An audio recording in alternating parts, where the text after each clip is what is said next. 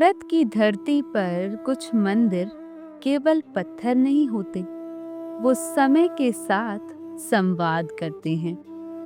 वे इतिहास नहीं सुनते, वे इतिहास को चुनौती देते हैं। तेलंगाना के मुलुगु जिले में घने जंगलों और शांत झीलों के बीच एक ऐसा ही मंदिर खड़ा है जिसे लोग रामप्पा मंदिर कहते हैं और इतिहास उसे रुद्रेश्वर मंदिर के नाम से जानता है। ये मंदिर पूछता है, क्या पत्थर तैर सकता है? क्या एक शिल्पकार राजा से बड़ा हो सकता है? क्या 800 साल पहले बनी तकनीक आज भी विज्ञान को हैरान कर सकती है? आज की ये कथा किसी कल्पना पर नहीं, बल्कि शिलालेखों, स्थापत्य और इतिहास की ठोस सच्चाइयों पर आधारित है।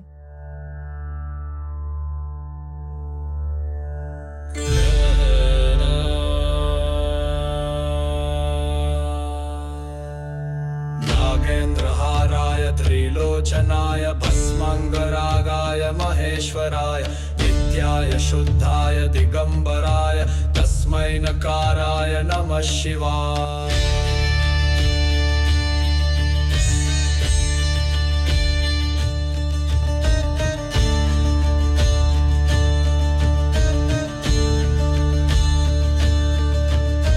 नागेन्द्रहाराय त्रिलोचनाय भस्मांगरागाय महेश्वराय नित्याय शुद्धाय दिगंबराय तस्मै नकाराय नमः शिवाय।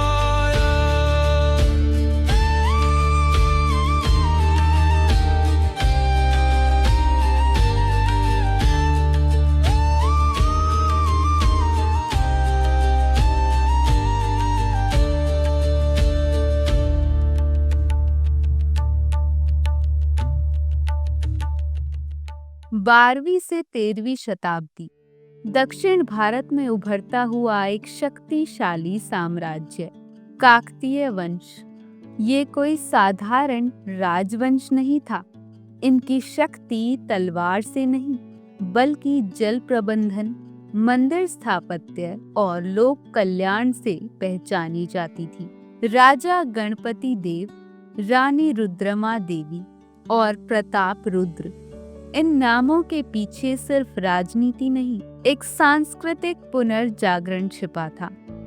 इसी वंश के एक सेनापति और सामंत रेचरला रुद्र ने एक मंदिर की नींव रखी। मंदिर भगवान शिव को समर्पित था। नाम पड़ा रुद्रेश्वर। लेकिन इतिहास ने उसे किसी राजा के नाम से नहीं, बल्कि एक शिल्पकार के नाम से अमर कर दिया। इतिहास में आमतौर पर राजा अमर होते हैं, शिल्पकार गुमनाम। लेकिन यहाँ कहानी उल्टी है। रामप्पा कोई राजा नहीं, कोई संत नहीं, बल्कि एक मुख्य शिल्पकार। काकतीय शिलालेख बताते हैं कि इस मंदिर के निर्माण में लगभग 40 वर्ष लगे।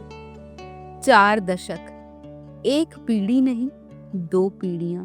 रामप्पा ने इस मंदिर को केवल बनाया नहीं, उसने इसमें अपना जीवन गढ़ दिया।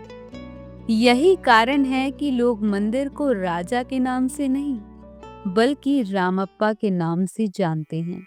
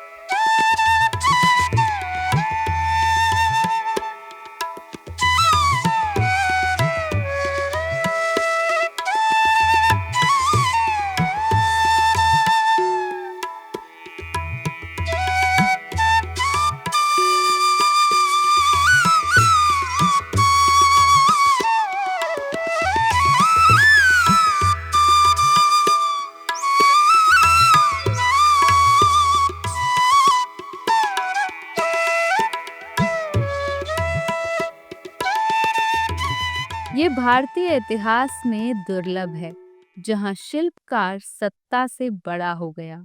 अब आते हैं उस रहस्य पर जिसने इंजीनियरों को चौंकाया, और वो है तैरते हुए पत्थर। मंदिर की छत में इस्तेमाल हुए पत्थर साधारण ग्रेनाइट नहीं है। इन्हें आज लाइट वेट पोरस ब्रिक्स कहा जाता है। जब इन पत्थरों को पानी में डाला जाता है तो वे डूबते नहीं बल्कि तैरते हैं। ये कोई चमत्कार नहीं, ये विज्ञान है। इन ईंटों को विशेष मिट्टी, कार्बनिक पदार्थों और नियंत्रित तापमान में पकाया गया था। पर सवाल ये है, 800 साल पहले जब आधुनिक भट्टियां नहीं थी, ये तकनीक कैसे विकसित हुई? इसका उत्तर छिपा है काकतीय कारीगरों की पीढ़ी दर पीढ़ी चली आ रही व्यावहारिक वैज्ञानिक समझ में।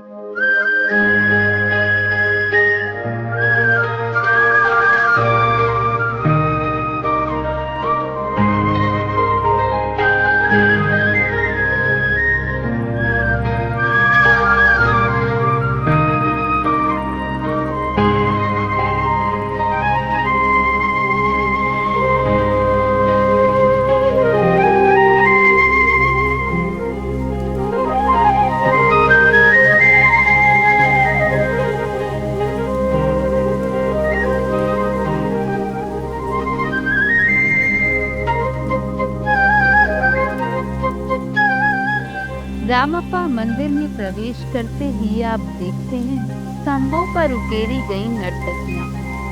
ये साधारण मूर्तियां नहीं हैं। इनकी मुद्राएं नाट्य शास्त्र के नियमों से मेल खाती हैं। पैरों की स्थिति, कमर का झुकाव, हाथों के संकेत, सब कुछ शास्त्रीय है। इतिहासकार मानते हैं ये मूर्तियां काकतीय काल के नृत्य रूपों का पत्थर में संरक्षित दस्तावेज है। पत्थर यहाँ जड़ नहीं, जीवन है।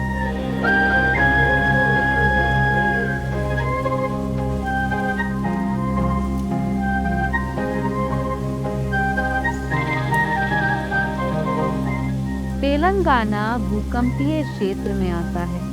इतिहास में कई बार इस क्षेत्र में कंपन हुआ, फिर भी रामप्पा मंदिर आज भी खड़ा है। क्यों? क्योंकि इसकी नींव सैंडबॉक्स तकनीक पर आधारित है। नींव के नीचे रेत की परतें हैं जो भूकंप की ऊर्जा को सोख लेती हैं। ये वही सिद्धांत है जो आज आधुनिक इंजीनियरिंग अपनाती है।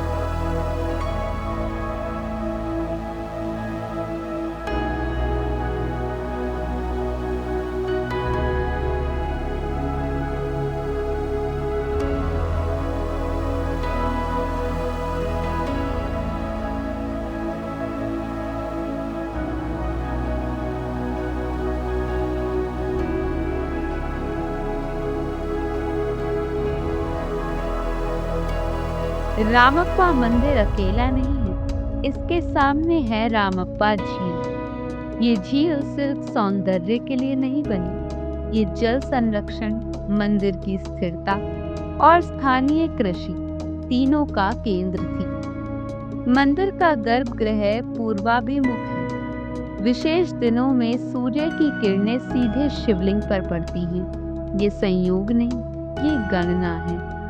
काकतीय वंश का पतन हुआ, आक्रमण आए, सत्ता बदली और मंदिर जंगलों में खो गया।